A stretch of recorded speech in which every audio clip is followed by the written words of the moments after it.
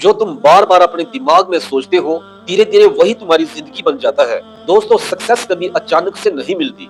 ये सब कुछ एक सोच से शुरू होता है।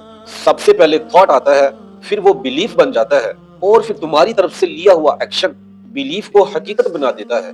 याद रखो, अगर तुम खुद पर डाउट रखते हो तो इस दुनिया को तुम पर ट्रस्ट करने का कोई भी रीजन नहीं मिलता। लेकिन जिस दिन तुम खुद पर यकीन कर लेते हो, उसी दिन से रास्ते धीरे धीरे खुलना शुरू हो जाते हैं। सच ये है कि प्रॉब्लम ज्यादा स्ट्रांग नहीं होती, अक्सर हमारा माइंडसेट वीक होता है। और जब माइंडसेट स्ट्रांग हो जाता है तो बड़ी से बड़ी प्रॉब्लम भी बहुत छोटी लगने लगती है। सो डिसीजन लेने में देर मत करो और फियर को ज्यादा वक्त मत दो।